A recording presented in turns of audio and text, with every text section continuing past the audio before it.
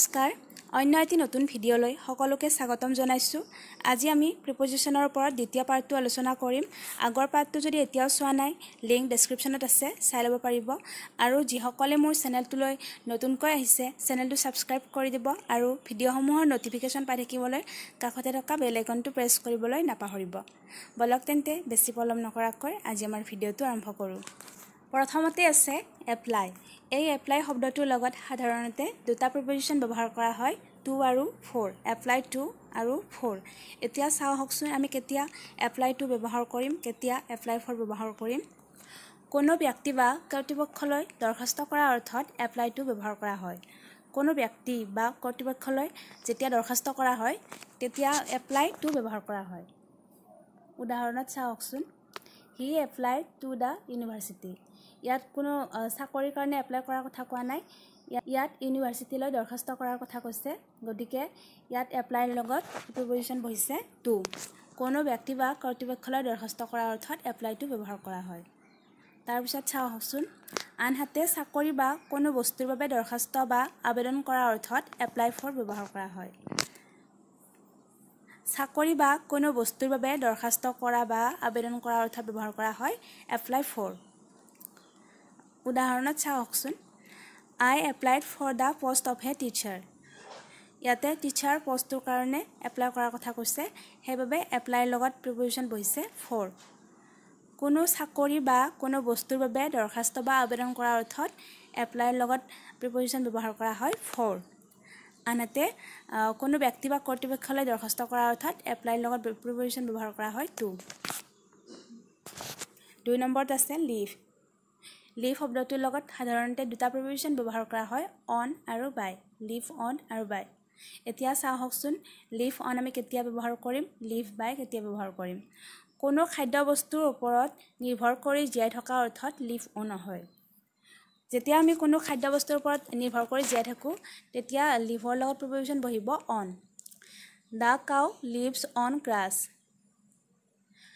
গৰুৱে ঘাঁহ খাই জীয়াই থাকে ইয়াত ঘাঁহৰ ওপৰত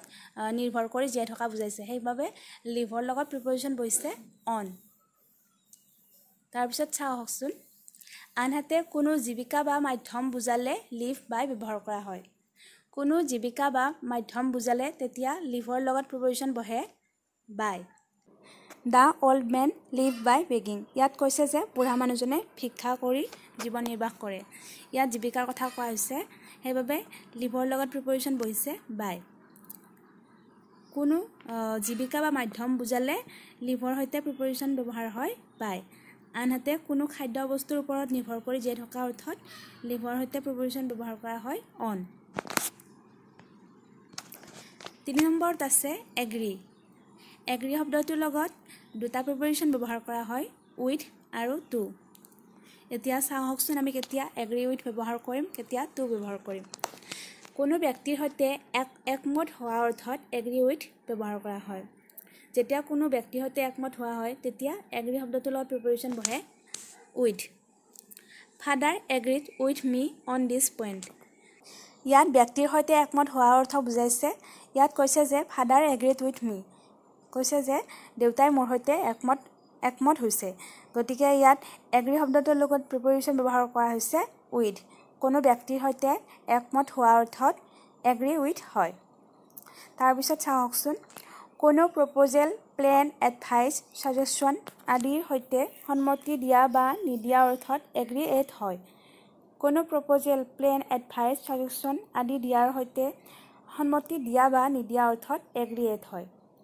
উদাহৰণত চাও হকচোন I can't agree to your proposal যেতিয়া কোনো প্ৰপ'জেল বা প্লেন এডভাইচ সাজেশন আদিৰ সৈতে সন্মতি দিয়া বা নিদিয়া তেতিয়া প্ৰিপজিশন ব্যৱহাৰ কৰা হয় এট আৰু যেতিয়া কোনো ব্যক্তিৰ সৈতে একমত হোৱা অৰ্থত প্ৰিপজিশন ব্যৱহাৰ কৰা হয় উইথ এগ্ৰি উইথ ব্যৱহাৰ কৰা হয় ব্যক্তিৰ সৈতে একমত হোৱা অৰ্থত আনহাতে এগ্ৰি এট ব্যৱহাৰ কৰা হয় কোনো প্ৰপ'জেল প্লেন এডভাইচ সাজেশন আদিৰ সৈতে সন্মতি দিয়া বা নিদিয়া বা একমত হোৱা বা নোহোৱাৰ তেতিয়া প্ৰিপজিশন ব্যৱহাৰ কৰা হয় এগ্ৰি এট গতিকে মনত ৰাখিব কোনো ব্যক্তিৰ সৈতে একমত হোৱা অৰ্থত ব্যৱহাৰ কৰা হয় উইথ তেতিয়া এগ্ৰিৰ সৈতে উইথ প্ৰিপজিশন ব্যৱহাৰ কৰা হয় আনহাতে কোনো প্ৰপ'জেল প্লেন এডভাইচ আদিৰ সৈতে সন্মতি দিয়া নিদিয়া বা একমত হোৱা নোহোৱা অৰ্থত ব্যৱহাৰ কৰা হয় এট তেতিয়া এগ্ৰীৰ লগত প্ৰিপজিশ্যন ব্যৱহাৰ কৰা হয় এট 4 নম্বৰত আছে পাৰ্ট পাৰ্টৰ লগত সাধাৰণতে দুটা প্ৰিপজিশ্যন ব্যৱহাৰ কৰা হয় উইথ আৰু ফ্ৰম পাৰ্ট উইথ আৰু পাৰ্ট ফ্ৰম এতিয়া চাওকচোন আমি কেতিয়া পাৰ্ট উইথ ব্যৱহাৰ কৰিম আৰু কেতিয়া পাৰ্ট ফ্ৰম ব্যৱহাৰ কৰিম এৰি দিয়া অৰ্থত পাৰ্ট উইথ হয় এৰি দিয়া অৰ্থ বুজাবলৈ পাৰ্ট উইথ ব্যৱহাৰ কৰা হয় তেতিয়া পাৰ্টৰ লগত প্ৰিপজিশ্যন ব্যৱহাৰ কৰা হয় উইথ উদাহৰণত চাওকচোন I can part with this book আনহাতে বিদায় লোৱা অৰ্থত পাৰ্ট ফ্ৰম ব্যৱহাৰ কৰা হয় বিদায় লোৱা অৰ্থত ব্যৱহাৰ কৰা হয় পাৰ্ট ফ্ৰম তেতিয়া পাৰ্টৰ লগত প্ৰিপজিশ্যন ব্যৱহাৰ কৰা হয় ফ্ৰম